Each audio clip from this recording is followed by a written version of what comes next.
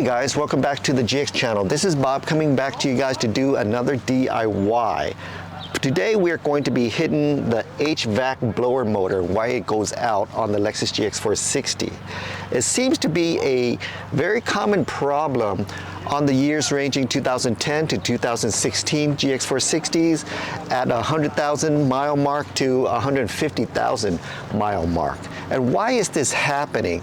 Well guys, mainly, but not always, but mainly it's due to the maintenance of your cabin filter.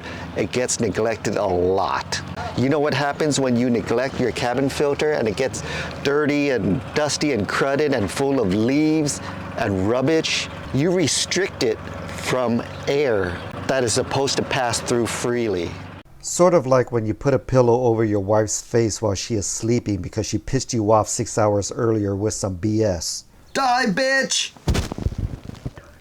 Then you realize you wouldn't last a day in jail. Honey? Honey? Are you okay? You okay? So where were we? You're restricting a lot of air, and we're not talking about the pillow and the wife. We're going back to the car now, guys. Follow me, guys. Stay focused.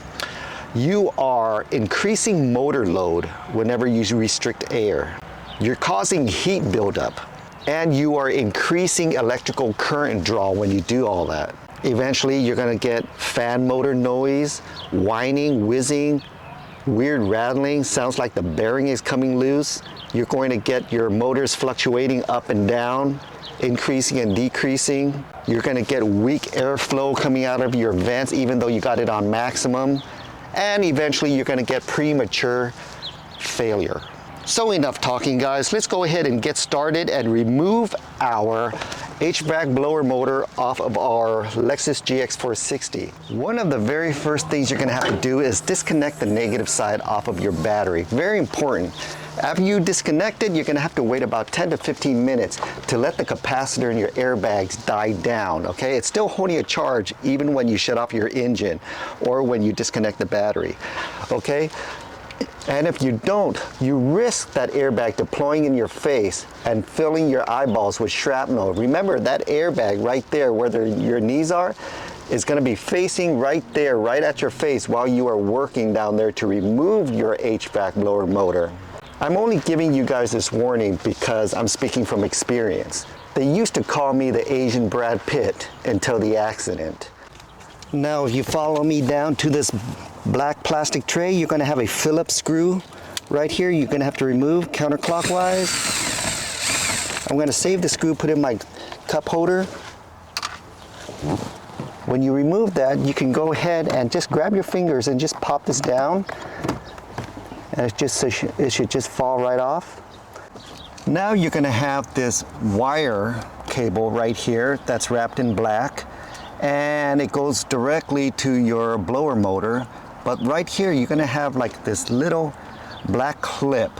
On top of the black clip, you got these little two tabs that you can pinch together and pull it out. But I can't get my finger on the other side to get that other tab side out. So what I'm gonna do is I'm going to only pinch one side until I can dislodge it and create a gap underneath here. And then I'm gonna get another fork tool here. I'm gonna place it under here. I'm just gonna pry this out. There you go. Comes right out. Okay, looking up at your blower motor right here, this black unit, you're gonna look at 3 screws. 1, 2, and 3, all on opposite sides of each other. And don't bother using a Phillips. You're going to end up stripping them. The best way to do it is use an 8mm socket to get to the one all the way towards the engine. You can't use an extension because there is really no space, so you're just going to have to do it by hand here. Once you feel like it's loose enough, you could do the rest by hand. And here it is. Such a screw. The next one, I am adding a extension. Just makes life a lot easier, guys. Take it out by hand. And here it is. Oh, no wonder I couldn't use a Phillips. Look at that. That's a star-shaped bit right there. It's a star. And the very last one is right here. Try to support it with your other hand. Okay.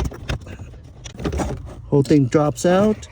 Your blower motor is going to have a connector right here. You just push on the tab and pull it out. Connector is going to look like this. 3 slots. And folks, here is our blower motor.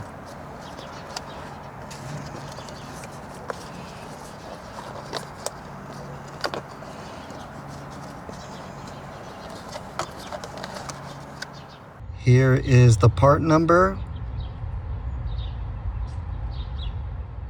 When you guys put back your blower motor, I want you guys to pay attention to this semicircle right here. Okay, keep an eye on that and remember that. It'd be a good idea to have your 8mm socket, ratchet, and screws ready to go right below the blower motor. Just remember, we got to line up this semicircle with your blower motor's semicircle tube right here. Okay, so let's go ahead and bring in the blower motor and plug in that semicircle until it snaps into place. Once it snaps into place, you can go ahead and put in your very first screw. I usually like to take the very first screw that is most easily accessible to me. I'm going to go ahead and tighten it so it could hold everything up in place while I screw in the next two. Just hand snug. And the one that's on the far reach over there, I'm going to get rid of my extension. Just put my socket on there.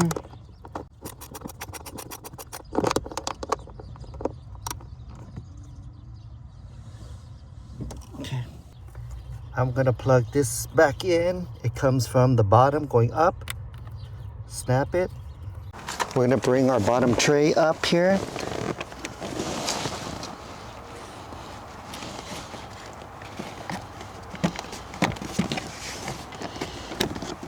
Snap it. I also have one Phillips I gotta put in.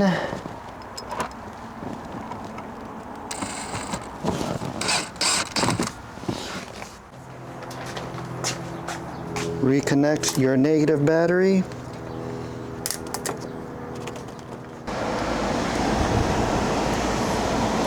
You know how I know it's blowing pretty cold, pretty strong? Look at that fan. Woo! Let's turn it off. Okay.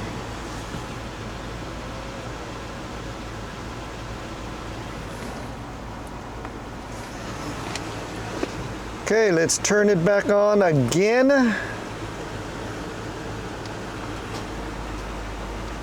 There goes the fan.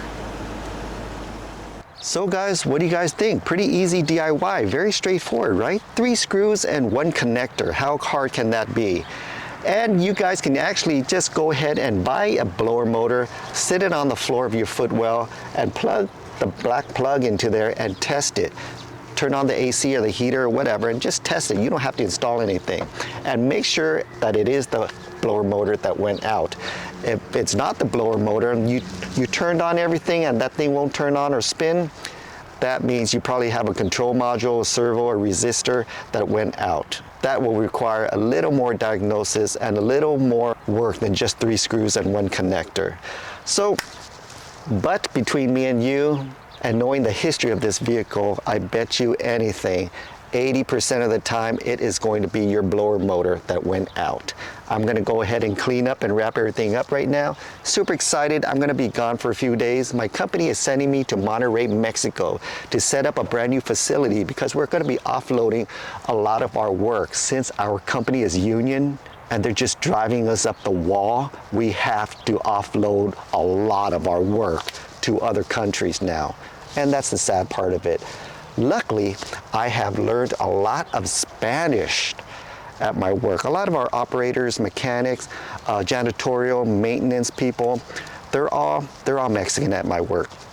And we converse a lot. And the minute that they found that I was going to go to Mexico, they automatically taught me some Spanish in order to speak to the VP of operations and the director over there. So one of the lines that they taught me, and I'm very appreciative of fellow Mexican workers helping me out, was, "Te gustas por atrás con dos dedos o un mano?" My coworkers told me that it means thank you for welcoming us to your country. I'm happy to be here. And there was another one that I memorized that they told me to say was, "Yo soy Pechugas Grande y mi amigo es Chorizo Piquito." They said it means I am the head of engineering and this is my right-hand man. So super excited to go there and show off my Spanish skills. I did take 3 years of Spanish in high school. AP, Spanish 1-2 AP, Spanish 3-4 AP, and Spanish 5-6 AP. It didn't do me any good because I cheated on all of my exams. I didn't think I would ever have to use Spanish. Remember what they say, hindsight is 20/20, but then again, super fortunate to have a lot of my coworkers that are Spanish speaking and are willing to help me out. See you at the next video, guys. Peace.